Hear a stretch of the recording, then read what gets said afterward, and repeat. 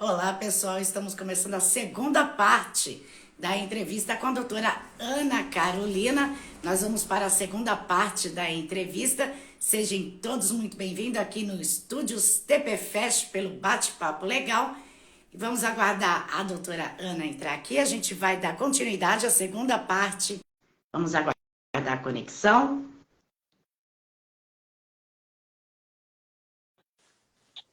Olá, Olá, a gente estava falando sobre os principais erros, né, cometidos pelos jovens advogados. Então, isso. vamos dar continuidade à segunda parte. Então, assim, o que eu vejo que tem bastante erros é não ter uma postura ativa, pensar que é só peticionar no processo e as coisas vão acontecer naturalmente. E ter medo também de precificar corretamente o teu trabalho e não ser transparente com o cliente, por medo de desagradar também o cliente. E tem que ser transparente, a verdade tem que ser o ponto principal ali do seu trabalho como um advogado criminalista. E hoje a tecnologia, ela mudou bastante o direito e a maneira, né, de fazer direito. O que, para a área criminal, quais são as vantagens e as desvantagens para o cliente na defesa do cliente? As vantagens seria você conseguir realizar um atendimento virtual com os clientes reclusos em qualquer lugar. Então, eu estou em Cosmópolis, eu consigo fazer atendimento com meus clientes em Hortolândia, Americana, até mesmo em outro estado, devido à tecnologia. Agora a gente tem essa possibilidade de fazer o atendimento virtual, né? O parlatório virtual. Agora, as desvantagens seria o curto tempo que nós temos para conversar com o cliente e são desrespeitadas também, algumas vezes, infelizmente, as prerrogativas do advogado em ter direito a conversar com o teu cliente reservadamente. Então, essa seria, assim, a vantagem maior, é realizar o atendimento de forma, assim, em qualquer lugar do país ou até mesmo do mundo. E a desvantagem é não ter um atendimento ali sozinho com o teu cliente. Essa seria a maior desvantagem. Sim, é a maior. Porque nós temos o direito de conversar reservadamente. E muitas das vezes tem escuta, aí não é respeitado o nosso direito, ali, nossa prerrogativa. E o estudante que está na especialização do penal, ele pode estar indo acompanhar um outro advogado no presídio, por exemplo? Somente se ele tiver já uma carteira de estagiário, né? A carteira de estagiário da OAB. Se ele tiver essa carteira, ele pode sim fazer o acompanhamento do advogado ao presídio. Se não tiver, não tem como entrar no presídio. E é importante o estagiário tirar essa carteira mesmo durante o estudo? Se ele for para a parte criminal, é importante sim, porque aí ele vai ver a vivência ali do advogado em atendimentos, em reuniões no presídio. Como entrar, onde deixar os documentos, qual o tipo de roupa que o advogado deve ir ao presídio, que existe toda uma regra, né, uma segurança ali dentro. Então, para ele ter essa vivência, ele tem que tirar essa carteira de estagiário para ter direito a entrar como advogado. Porque é um atendimento totalmente diferenciado das outras áreas do direito, né? Realmente, até mesmo agora nós temos o parlatório virtual, mesmo assim, pelo fato de não ir ao presídio, ele também não pode participar. Ele só vai poder participar se ele tiver essa carteira também do estagiário. Ah, ok. E a gente tem as perguntas dos internautas. A Glaciane Ferreira enviou para a gente, ela é de Salvador, Bahia. Ela pergunta quando se deve procurar um advogado criminal. A gente espera que não seja ali no momento da prisão. Mas se a pessoa foi vítima de algum crime na área patrimonial, ela deve procurar imediatamente, né? Porque tem alguns prazos de decadência para não perder o teu direito de ir até a justiça. Então, assim, teve ciência do que está acontecendo, né? Se ela foi vítima de crime também de violência, procure imediatamente. Não espere acontecer o pior, né? De a pessoa também ser presa e aí ter que chamar ali naquele momento da prisão na delegacia. Então, a parte de violência doméstica, também estupro, toda essa área se enquadra na parte criminal também. Então, é importante já procurar antes, Isso, para estar orientada, tanto para a defesa quanto para a acusação também, doutora? também, se a pessoa ela foi vítima, né, de uma violência doméstica, uma violência sexual, ela pode procurar o advogado criminalista para estar acompanhando ali no inquérito policial, para ter um assistente de acusação. Ou, se ela é o acusado, ter a defesa, uma defesa técnica também. E a Karina Mendonça, de São Paulo, ela é estudante do primeiro ano, e ela mandou o seguinte: gostaria de saber, na sua opinião, sobre o mercado de trabalho atual na área criminal. Tem espaço para todo mundo. Eu não gosto de ir pela cabeça de alguns profissionais que falam, ah, tá saturado. Não. O bom advogado tem espaço sim para atuar. E é muito vasto o campo. A gente está tentando resumir aqui, porque senão a gente vai falar e não vai esgotar o assunto. Mas tem espaço para todo mundo.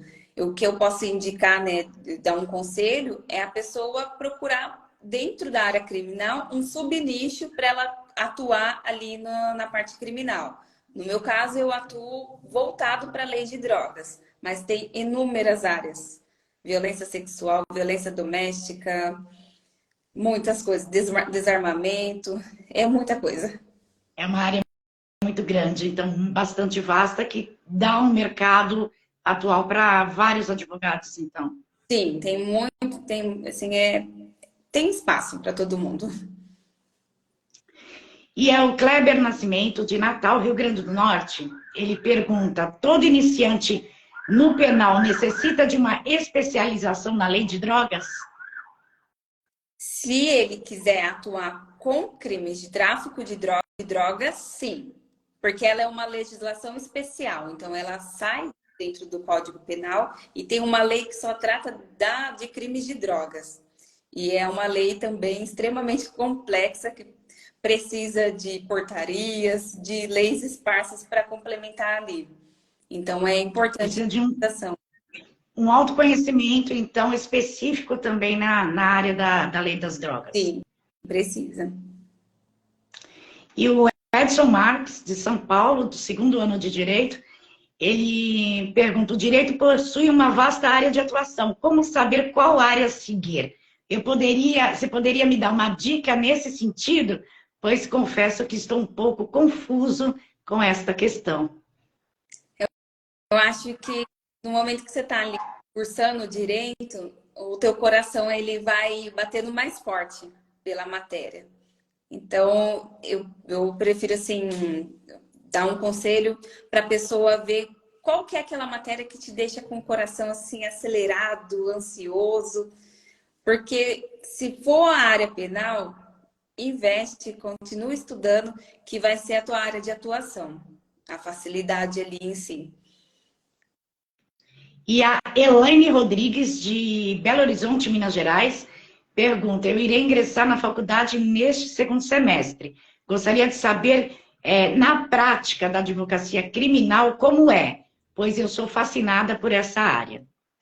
A prática criminal é uma loucura.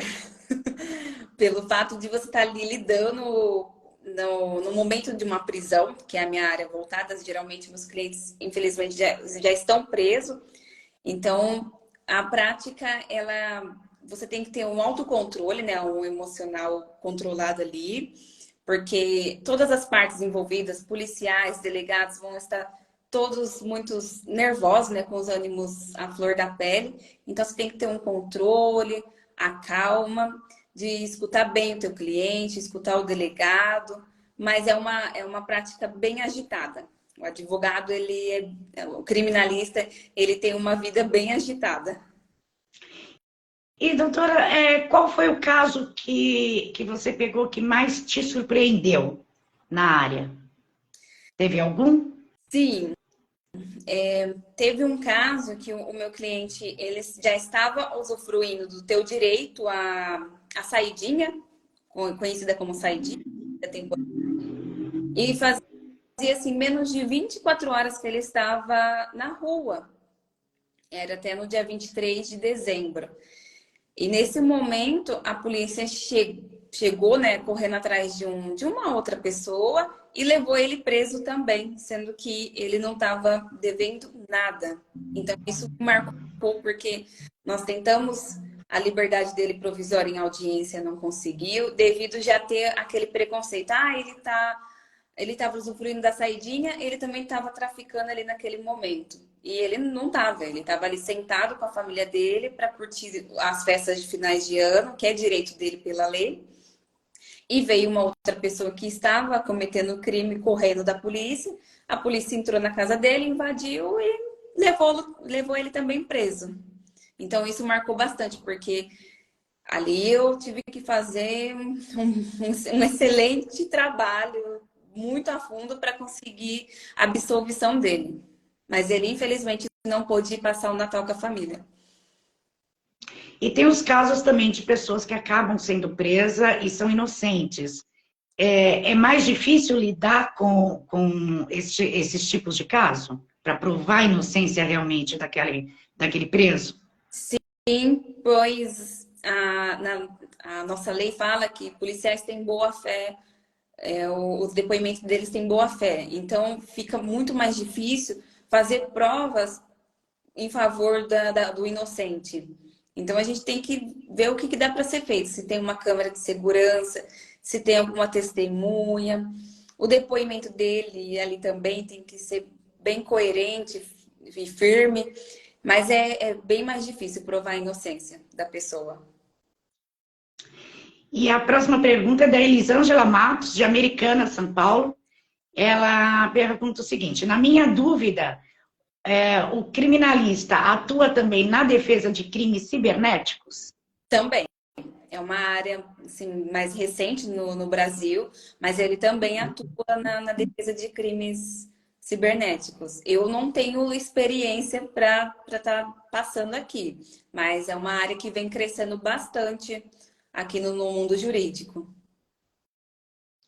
E o João Aparecido de Goiânia, ele pergunta o que se deve levar em conta em uma tese sendo da Procuradoria, dentro de uma audiência. Da defesa, uma tese? Isso, da defesa. Vai depender qual vai ser o tipo de crime ali que nós vamos defender. Se for algo do crime de tráfico, né? Vou falar da minha área, o que eu vou analisar? Qual foi a quantidade de drogas apreendida? Se a pessoa que foi apreendida, ela é dependente química, para pedir uma desclassificação, em vez de ser um tráfico de drogas, ser um uso de drogas. Então, a gente tem que analisar muito bem o momento ali do flagrante, o que foi colocado no boletim de ocorrência, que é a partir dali que a gente vai começar a criar a defesa em si. Ok. E, doutora, qual a orientação, nós estamos chegando já quase no finalzinho do nosso programa, qual a orientação que você deixa para os futuros jovens advogados que desejam cursar a área criminal? Estudem muito bem, a fundo, façam um estudo assim, extremamente aprofundado. Escolha um nicho dentro do criminal, para qual área que você vai atuar ali dentro do criminal. E vai construindo a tua autoridade aos poucos. E se realmente quer ser um advogado, tenha isso bem fixado na tua mente, porque no caminho vai ter pessoas que vão falar: vá para um concurso público, ou não vá trabalhar nessa área para ser um advogado de porta de cadeia. E não é bem assim. Todo mundo um dia vai precisar de um advogado criminalista. E eu espero que seja assim, que a pessoa que precisar contrate um bom profissional. Então, o conselho maior é estudar sempre, sempre se atualizar. E sempre focar em um nicho do criminal e não querer pegar o todo, né, doutora? Isso, foca em um nicho dentro do criminal, porque é muito, assim, é impossível querer atuar em tudo com bastante segurança. É claro que tem algumas leis dentro do criminal que você consegue conciliar, mas todas as leis criminais, não dá. É impossível, né, doutora? Muita coisa. E quais são os seus contatos para quem quiser estar entrando em contato, tirar dúvida, esclarecimento, ou até mesmo contratar o serviço, se for o caso? Eu tenho o meu Instagram profissional, que é o @AnaAdvogadaCriminalista. As pessoas podem me procurar ali pelo direct. E tenho o meu celular, que é o que assim, manda, né? Que a gente tem sempre ali em mãos. Que é o WhatsApp, que é o DDD 19 99161 6706.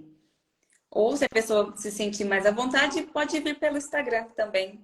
E lá tem um Aí chama no Insta, tem o número lá também no Insta? também, tem um botãozinho já que já direciona direto para o WhatsApp.